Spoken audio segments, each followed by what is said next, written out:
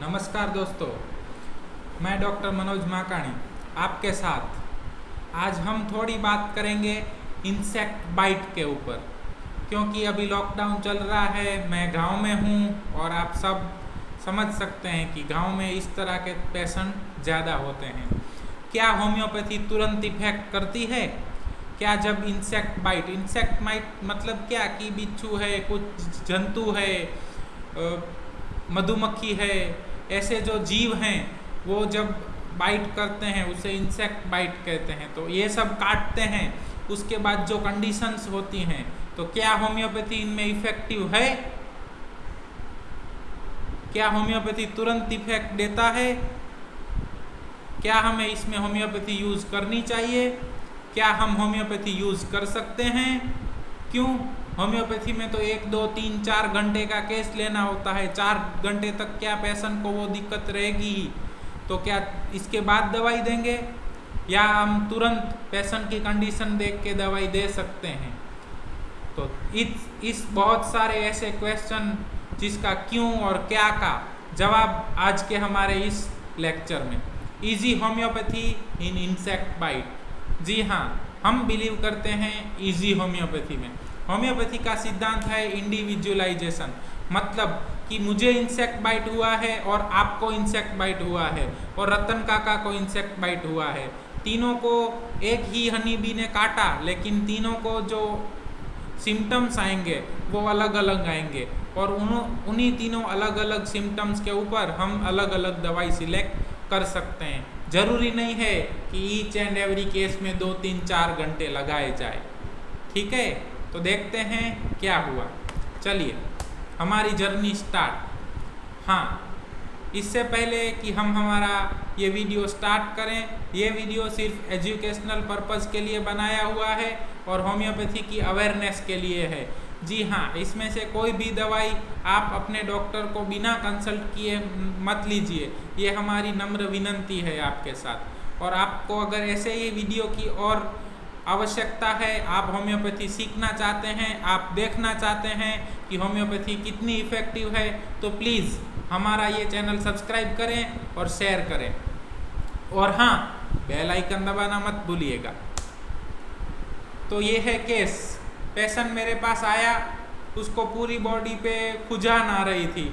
खुजाता खुजाता आया, उसने बोला कि डॉक्टर साहब मुझे पता नहीं, इरप्शन थे, थोड़े थोड़े रेडनेस थी और एक आईलिड भी उसकी थोड़ी इडिमेटस हो गई थी। और उसने बोला कि एक बोरा पड़ा हुआ था कोने में 1 महीने से, उसमें जुआर था, और पापा ने बोला कि ये बोरा मुझे गाड़ी पे रख दे तो मैं गांव में लेके जाता हूँ। और वो बोरा मैंने उनको रख दिया और उसके बाद मुझे खुजान स्टार्ट हो गई। खुजान स्टार्ट हुई तो उसके बाद मैंने क्या किया कि ठंडे पानी से नहा लिया कि शायद उसमें आराम हो जाए, लेकिन नहीं, मुझे कोई फ़र्क नहीं पड़ा। उतनी खुजान है, मुझे इरिटेशन हो रहा है। और मैंने उसका एक फ़ोटो भी निकाल लिया। तो ये आप देख सकते हैं कि इस तरह के पैचिस थे, इस तरह की रेडनेस थी पेशेंट के हाथ पे, पाँव पे और ट्रंक पे। ये आपको डेमो के लिए एक ही पिक्चर यहाँ पे लगाया हुआ हूँ। बस उसने इतना बोला, उसने बोला कि शायद लगता है मुझे कुछ काट लिया है। बस 1.5 मिनट का केस टेकिंग हुआ और 1.5 मिनट के केस टेकिंग के बाद उसको मैंने एक दवाई बनाकर दे दिया। बना कर दिया और बोला कि हर आधे घंटे में इसमें से 10-10 गोली लेके चूसना। बहुत खुजान आ रही थी, सिर भारी भारी लग रहा था, आँख एक इडिमेटस हो रही थी और बर्निंग पेन हो रहा था पूरी बॉडी पे। ये उसकी टोटालिटी थी। बस 1.5 मिनट में केस क्रैक हुआ और 3 घंटे बाद उसको मैंने वापस बुलाया था कि कितना फ़र्क है, आके मुझे बता जाना, नहीं तो हम दवाई चेंज करेंगे। आफ्टर 3 आवर्स देख सकते हैं आप, सिर्फ स्पॉट ही रह गए हैं। जो पूरा जो रेडनेस था, जो हमें इडिमेटस लग रहा था, वो सब डिज़ोल्व हो चुका है। पेशेंट ने बोला कि गोली लेने के तुरंत 10 मिनट बाद ही मेरी जो आईलिड स्वेल हो रही थी वो डिक्रीज़ होने लगी। सिर जो भारी भारी लग रहा था वो भी हल्का हो गया और अब तो कुछ नहीं है, मुझे खुजान भी नहीं आ रही है। अब मुझे दवाई लेने की ज़रूरत है क्या? जी हाँ, ये है होम्योपैथी। देखते हैं कि इस 1.5 मिनट के केस टेकिंग के अंदर एक होम्योपैथ के दिमाग में क्या खिचड़ी पकती है। ठीक है, रेडी हैं? चलिए, now what we can think, कौन कौन सी मेडिसिन है इंसेक्ट बाइट के लिए? जी हाँ, सही सोचा। हमें इंसेक्ट बाइट हम सोचते हैं या दिखता है तो पहला मेडिसिन हमारे दिमाग के अंदर आता है वो है लेडमपाल, मेडिसिन फॉर पंक्चर्ड वुंड। उसके बाद इकनेसिया, सैम्परविमम, सेड्रॉन, कोलंड्रिना, कैंथारिस और एपिस्मेल। ये 7 मेडिसिन थी जो किसी भी होम्योपैथ के दिमाग में आ सकती थी। 1.5 मिनट का केस टेकिंग, 3 मिनट में दवाई दिया और 3 घंटे में पेशेंट एकदम बढ़िया हो गया। तो पहला मेडिसिन लेडमपाल, देखते हैं बोरिक बाबा क्या कहते हैं। It affects also the skin producing an eruption like poison oak for punctured wound produced by sharp pointed instruments और bites particularly in the wounded part are cold, thus is the remedy। मतलब लेडमपाल हम कब सोच सकते हैं? जब insect bite हुआ है, पंक्चर हुआ है। पंक्चर, इंसेक्ट बाइट में पंक्चर ही होता है ना, वो बोलते हैं ना कि सांप के मुंह में जहर होता है, बिच्छू की पूंछ में जहर होता है। जी हाँ, और इंसान के आंखों में भी जहर होता है, ऐसा कहते हैं। तो फॉर पंक्चर्ड वुंड मतलब मेरे को बिच्छू ने यहाँ काटा, काटा मतलब क्या हुआ कि उसका जो कांटा है वो यहाँ चुभेगा, चुभेगा मतलब पंक्चर्ड वुंड होगा। अगर स्नेक बाइट होता है तो क्या होता है, फैंग्स होती हैं, ऐसे करके ऐसे पंक्चर करता है स्नेक। इसी तरह से मुझे अगर मधुमक्खी काटती है तो वो क्या करती है, अपनी स्टिंग पंक्चर करती है, तो वो जगह कोल्ड हो जाती है। और उस जगह पे जब ज़्यादा पेन होता है लोकली, जब लोकली ज़्यादा पेन होता है और वुंडेड पार्ट कोल्ड है और उसके अगल बगल इरप्शन लाइक पॉइजन ऑक हुए हैं, तो ledum pal is medicine. Ledum pal each and every insect bite के लिए नहीं है। जब इंसेक्ट बाइट हुई है, लोकल पेन हो रहा है और पॉइजन ऑक लाइक इरप्शन वो लोकल एरिया पे हो रहे हैं, देन लेडमपाल इज मेडिसिन। लेकिन इसमें ऐसा है, सोचिए। चलिए आगे देखते हैं क्या होता है। इकनेसिया, जी हाँ, बोरिक बाबा कहते हैं snake bites and stings generally foul discharge with emaciation and great debility, erysipelas and foul ulcer, symptom of blood poisoning, septic condition generally.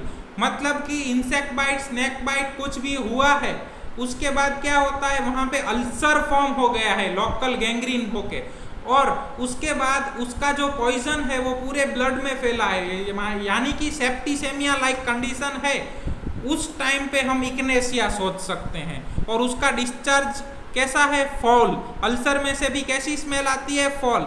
जी हाँ, बहुत से लोग इकनेसिया का ऑइंटमेंट या मदर टिंचर का एक्सटर्नल एप्लीकेशन भी करते हैं, लेकिन ये उस टाइम की मेडिसिन है जब वहाँ पे फॉल अल्सर बन जाए, पेशेंट को सेप्टिक कंडीशन हो जाए, वो डेबिलिटी महसूस करे, उसका वेट लॉस हो जाए और उसका डिस्चार्ज फॉल हो। इसमें ऐसा कुछ है, पता नहीं, सोचिए।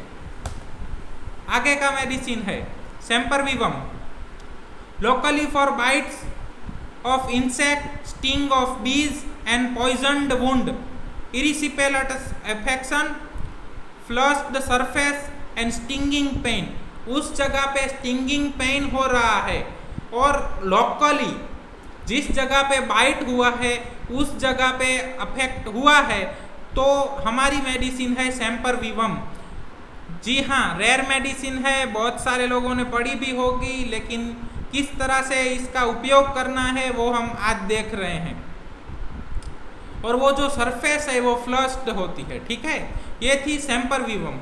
जी, बहुत मेडिसिन में बहुत कुछ लिखा हुआ है, लेकिन मैंने आपके पास यहाँ पे इतना ही मैं लेके आया हूँ जितना मेरे दिमाग में था। इसके बाद मेडिसिन है सेड्रॉन। जी हाँ, very good medicine for malarial like fevers. या हम ये मेडिसिन बहुत सारे इंटरमिटेंट फीवर में यूज करते हैं, लेकिन बोरिक बाबा लिखते हैं has power of antidoting snake bites and stings of insects, lancinating pain in joint, sudden pain, radiating pain, whole body seems numb with headache.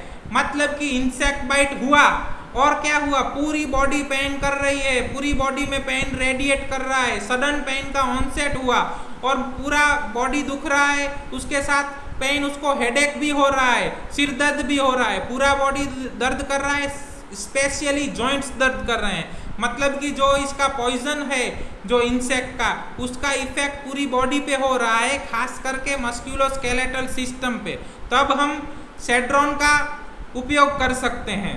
तो ये मेडिसिन है जो मलेरियल फीवर्स के लिए यूज होती है। लेकिन जी हाँ, बोरिक बाबा ने इसको इंसेक्ट बाइट और स्नेक बाइट के लिए भी दिया हुआ है। इसके बाद हमारा जो मेडिसिन है गोलोंड्रिना। जी हाँ, अगर आप मोबाइल यूज कर रहे हैं तो शायद आपको दिक्कत होगी ये मेडिसिन ढूंढने में, क्योंकि दूसरा नाम भी है इसका, यूफोरिया। तो इसमें क्या लिखते हैं, an antidote to snake poison, it's use also render the body immune to the influence of snake venom and thus a prophylactic. मतलब गोलोंड्रिना मेडिसिन ऐसी है जो कोई भी सिम्टम हो या कोई भी सिम्टम ना हो, हमें दूसरा कुछ मिल नहीं रहा है, लेकिन पता चला कि इंसेक्ट बाइट हुआ है, तो उसे एंटीडोट करने के लिए गोलोंड्रिना यूज कर सकते हैं। इसके बाद है कैंथरीस। जी हाँ, मेडिसिन फॉर यूटीआई। बहुत से लोग हम इसको इसी नाम से जानते हैं कि बर्निंग मिक्चुरेशन की मेडिसिन।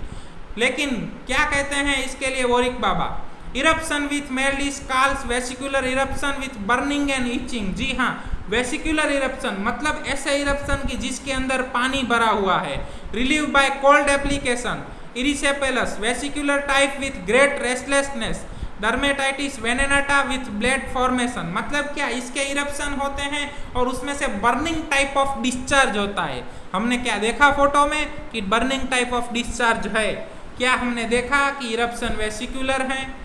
सोचिए। इसके बाद मेडिसिन है एपिस मेलिफिका। जी हाँ, ये भी यूटीआई के लिए ही, बर्निंग मिक्चुरेशन के लिए भी यूज होती है।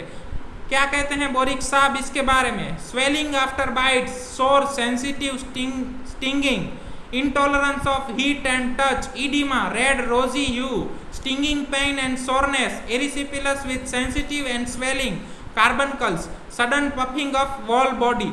मतलब कि क्या, कि sudden puffing of, insect bite करता है और इडिमा हो जाता है, रेड रोजी ह्यूज होता है और स्टिंगिंग पेन एंड सोरनेस होता है। तो ये थी एपिस मेलिफिका।